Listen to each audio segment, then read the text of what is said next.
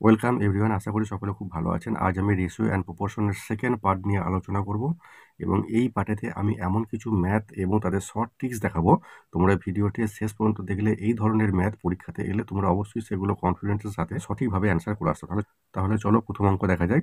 A bag contain equal number of 1 rupee 50 paisa এবং 25 পয়সা coin রয়েছে এবং তাদের টোটাল ভ্যালু হচ্ছে 35 rupees. How many coins each type there? প্রত্যেকটা কয়েন কটা করে আছে। যেহেতু কোশ্চেনের প্রথমেতে দেওয়া আছে ইকুয়াল নাম্বার, আমি প্রত্যেকটাকেই একটা করে ধরে দেখে নেবো যে কত টাকা আসছে। 1 রুপি একটা, আচ্ছা 50 পয়সাটা রয়েছে একটি, এবং 0.25 সিকিটা রয়েছে একটা। তাহলে টোটাল আমার এখানে কত টাকা হচ্ছে? 1 টাকা প্লাস 50 পয়সা প্লাস 25 পয়সা, তাহলে 1 টাকা 75 পয়সা। যদি প্রত্যেকটা কয়েনকে আমি একটা করে ধরে নিই, তাহলে আমার এখানেতে টোটাল ভ্যালু রয়েছে 35 রুপি।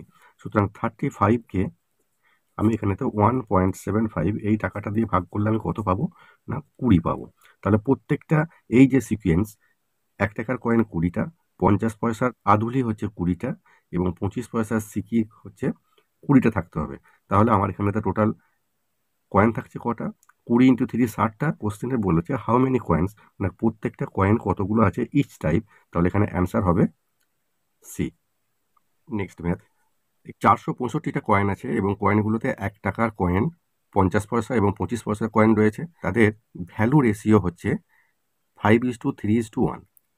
এখানে 3 ধরনের কয়েন রয়েছে, 1 টাকা, 50 পয়সা এবং 0.25 পয়সা। তাহলে এদের ভ্যালু কত রয়েছে? ভ্যালু রেশিও হচ্ছে 5 টাকা, 3 টাকা এবং 1 টাকা। 5 টাকা আমার যদি এখানে ভ্যালু হয়, তাহলে 1 টাকার কয়েন এখানে কটা থাকবে? 5টা থাকবে। আধুলি কটা থাকবে? 6টা থাকবে। 25 পয়সার সিকি থাকবে 4টে। এবার এই 3টেকে আমি যোগ করে দেখি, টোটাল এই 15টি আমার কাছে কয়েন থাকছে। কিন্তু আমার কাছে টোটাল কয়েন কটা আছে? 465টা।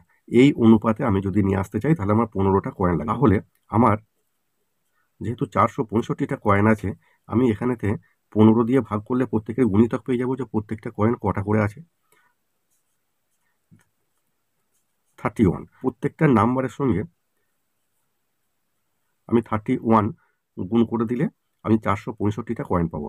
আমার এখানে কোশ্চেনে আছে 50 পয়সার কয়েন কটা, একে যদি 31 দিয়ে আমি গুণ করি 186, এটাই অ্যান্সার। অনেকের মনেতে এই কোশ্চেন আসবে, যদি আমরা এখানে নাম্বারটিকে 31 দিয়ে গুণ না করে যদি আমরা ভ্যালুকে যদি 31 দিয়ে গুণ করতাম তাহলে কি হতো? এখানে 31 হতো। 31 টাকাকে কতগুলো সিকি হতো? না 31 ইন্টু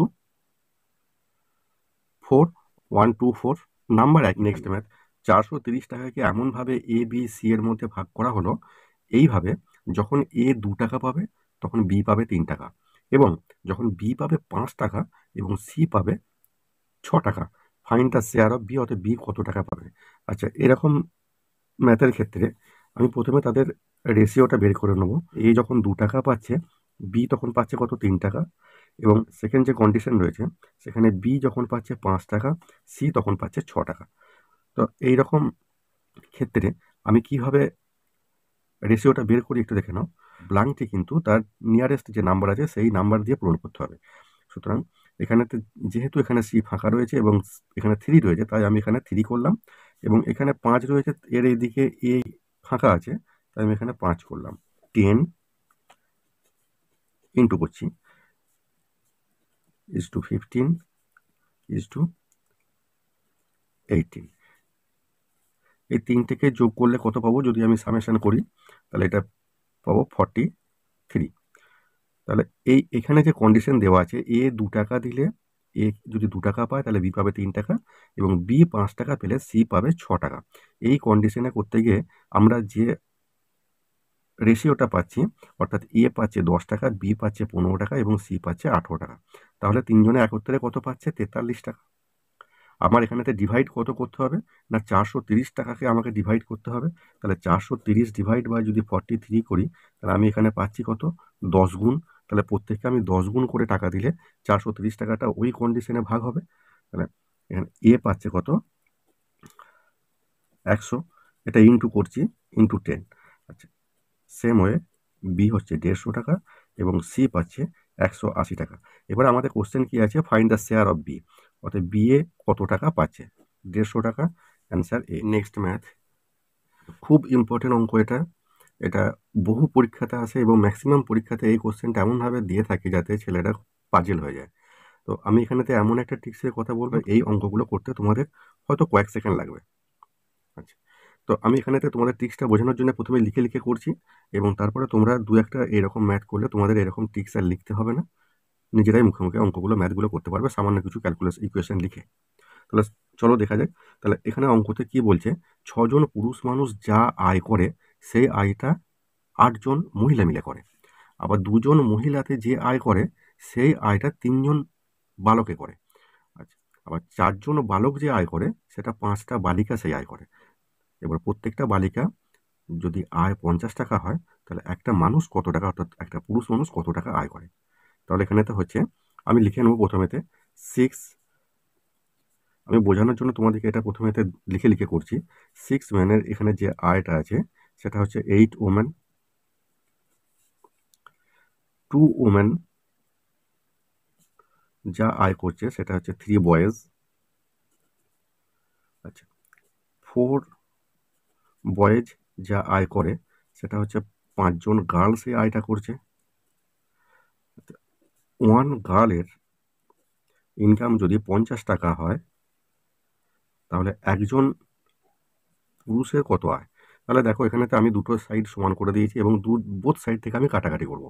ওমেন ওমেন কাটলাম, বয়েজ বয়েজ কাটলাম, গার্ল গার্ল কাটলাম। তাহলে এখানে বাদ কে রইল শুধু মেন। আমার অঙ্কে তো তাই বলেছে যে একজন মানুষের আয় কত। তাহলে আমি এই দিকে এটা লিখে নিলাম 8 ইন্টু 3 ইন্টু 5 ইন্টু 50, 8, 3, 5 অ্যান্ড 50।